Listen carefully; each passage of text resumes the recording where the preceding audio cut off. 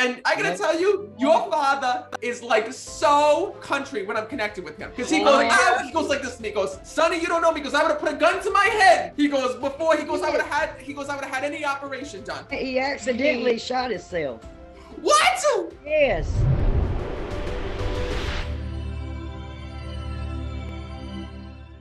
All right, I'm gonna go over to Shannon Page. Let's go over to Shannon Page. Hi, Shannon, how are you? I'm good, how are you? Good, and where are you guys from? Fayetteville, North Carolina. Oh, great, you guys are crying. I haven't even started the reading yet.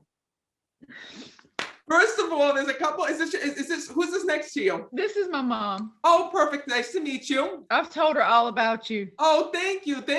All right, this is crazy, and I haven't had something like this happen in a very long time, but this soul is here. And I feel like he passed on the train tracks. So either he got hit by a train, he showed he's on a train tracks and he died. Yeah, a long time ago, in Rockingham, he was having problems. Well, there's questions over suicide, and his soul is here because I see him standing on the train tracks like this. And a train coming and scooping him up, and he died. Yeah. And what's so crazy is that everybody's trying to figure out what had happened, because there's different rumors that had happened that day. Was he walking home because he used to take this route to walk? Did he know a train was coming? Did he put himself in front of that train? Yeah, he knew. Do you understand that? There in East Rockingham. He knew the train was coming. It's been a while, so it's kind of hard for me to remember. But you know what I'm talking about, correct? Yeah, my mom does. I do. This is what I'm talking about. Souls don't leave us. And he's here because his death has been a mystery. Yes. And he's stepping forward on the other side because he tells me that unfortunately he's taking responsibility for what had happened. He shows me that he knew those train tracks in and out. He used to walk them all the time. He tells me that that used to be his pathway. He knew the time schedules. He knew when the train was on the track. He knew everything about the trains, the train and the conductor and everything to know about the trains. Yes. But the day that he passed away, he tells me that this was done on purpose, because I see him wandering the train tracks, and I don't know how much you know, but I see alcohol bottles here. Yeah. So he had been drinking that day, and I see him wandering the track, and I see him staying there. He says, so he wants his family and everyone to know I was not murdered, but I sat on those train tracks, and I'm sorry. He says, I made a mess of my life. He says, I made a mess of so much. He says, and I want to let everyone know that I am truly sorry for what they had to see, and more importantly, for both the way that they found out about my passing. Right. Now, I also have here your father. So know that your dad is also here when I'm connecting. And when I'm connecting with him, he wants you to know that he can now move again on the other side, because there were issues with his legs at the end. Do you understand that? Because he's going like this to me. He's rubbing his legs when I'm connecting with him. And he's saying, Matt, he goes, I started to lose sensation in my legs. And that was the hardest thing, because your father keeps telling me I didn't want to be in a wheelchair. I didn't want to be in a wheelchair. I wanted to be mobile. I wanted to be free. Do you understand that? Oh yeah, he had gangrene in his legs.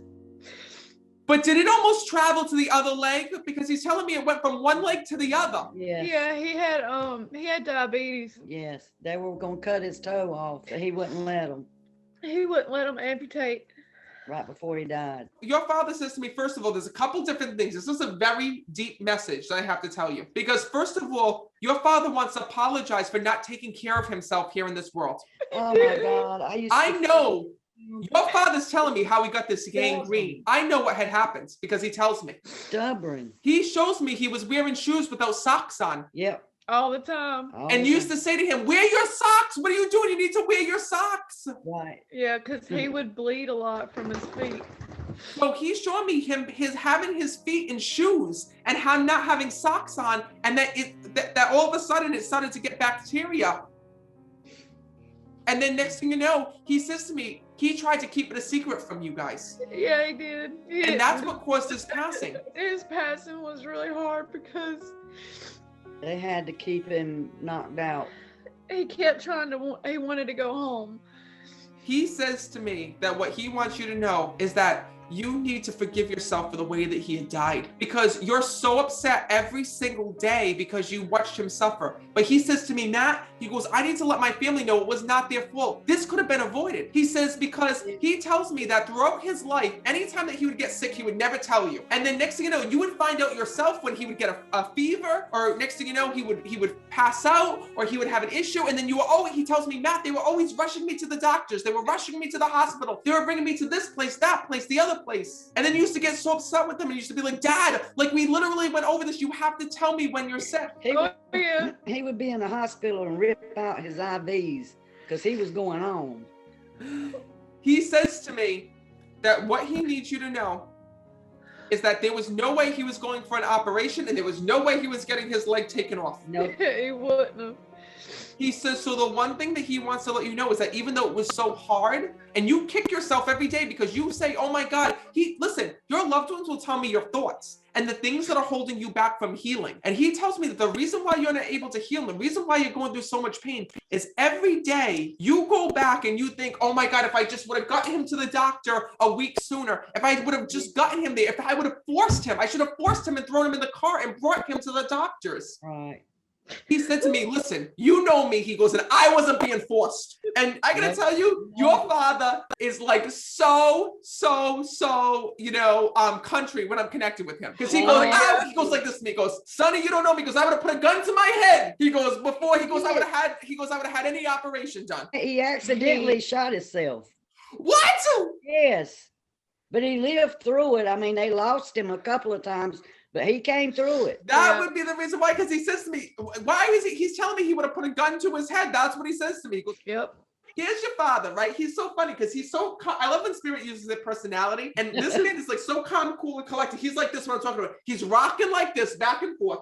And he's going like this. He always rock. He used to rock here in this world, correct? Yeah. Because he's rocking like this and he's very calm. He's like, they could have brought, and he's got an accent. And I'm trying to do the accent. He said, it's like, they could have brought me to the hospital, but I ain't going. The doctors, I ain't going. I ain't going. That's all right.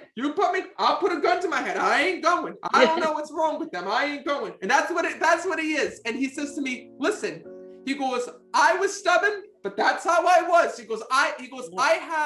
He wants you to know that in heaven, he's got no regrets.